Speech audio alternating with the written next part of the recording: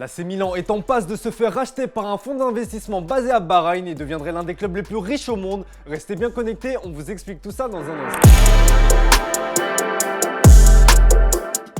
Bonjour à toutes et à tous et bienvenue dans le premier JT Foot Mercato de la semaine. L'AC Milan va rentrer dans une nouvelle ère et oui, c'est officiel, les négociations ont débuté pour un rachat à hauteur de 1 milliard d'euros. Racheté en 2018 par Elliott Management Corporation après avoir été au fond du gouffre sportivement et financièrement, l'AC Milan va de nouveau changer de propriétaire. Le compte officiel de l'ambassade de Bahreïn basée en Grande-Bretagne révèle ce lundi que la firme Investcorp est entrée en pourparlers exclusifs avec les propriétaires actuels de l'AC Milan. La vente pourrait se faire pour un montant d'1 milliard d'euros. L'affaire est en très bonne voie et selon la Gazzetta dello Sport, les nouveaux propriétaires voient déjà grand. L'objectif est tout simplement de gagner la Ligue des Champions et pour se donner les moyens d'y parvenir, ces derniers comptent investir massivement. Plusieurs noms auraient déjà fuité, Renato Sanchez, Christopher Nkunku, Sébastien Haller ou encore Nicolo Zaniolo sont déjà pressentis pour être enrôlés dès l'été prochain. De quoi faire rêver les supporters rossoneri qui ne rêvent que d'une chose, que leur club retrouve leur lustre d'antan. Question du jour les amis, en cas de rachat de l'AC Milan, quelle recrue souhaiteriez-vous voir débarquer? Comme d'habitude, on attend vos avis dans les commentaires. Vendredi dernier, on vous demandait si un possible duo Camavinga-Tchouaméni pourrait représenter l'avenir du Real Madrid dans l'entrejeu. Pour vous, pas de doute, avec un Federico Valverde en plus, les trois hommes ont largement les épaules pour assurer la succession du trio Kroos-Modric-Casemiro.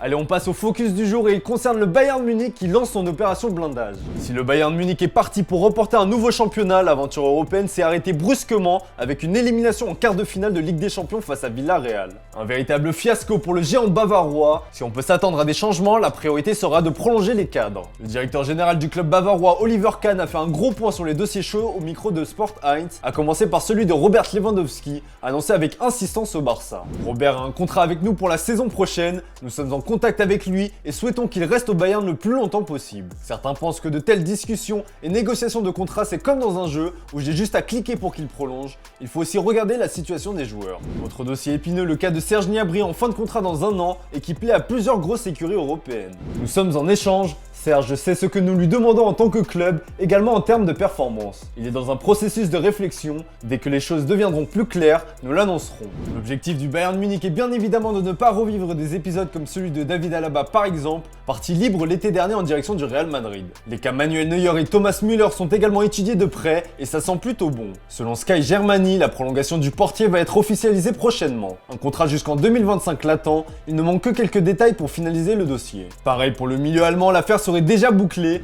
Le quotidien Bild explique qu'il prolongera de 2 ans supplémentaires. Une grosse vague de prolongation se prépare donc au Bayern Munich.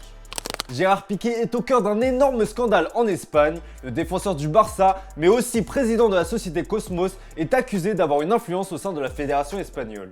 Vous le savez, Gérard Piqué est plus qu'un simple footballeur. Il est devenu ces dernières années un véritable businessman, impliqué dans divers projets via sa boîte Cosmos, allant de la gestion du FC Andorra à l'exploitation de droits TV de diverses compétitions internationales, en passant par l'e-sport ou la Coupe Davis de tennis. Le joueur du Barça est un homme bien occupé. Ce lundi, la presse espagnole dévoile une affaire le concernant qui fait grand bruit en Espagne. Le journal El Confidencial a ainsi publié des enregistrements dans lesquels on entend Gérard Piqué échanger avec Luis Rubiales, président de la fédération espagnole au sujet de la Supercoupe d'Espagne. On apprend notamment que Luis Rubiales aurait fait pression sur l'Arabie Saoudite pour que Gérard Piqué, via sa société Cosmos, touche une commission qui se chiffrerait à 24 millions d'euros au total. Un montant bien supérieur aux 4 millions d'euros annoncés à l'époque par les médias pour l'organisation du tournoi. De plus, le média espagnol révèle que le président de la fédération a tenté de cacher la participation du Catalan à ce juteux contrat. Allez, on se quitte avec l'image du jour les amis. Ce soir, gros choc en Serie A avec Naples AS Roma à 19h. L'occasion pour José Mourinho de profiter de ce déplacement pour rendre hommage à Diego Maradona. Les deux hommes entretenaient une relation particulière et comme vous allez le voir, c'était un moment fort en émotion pour le Special One.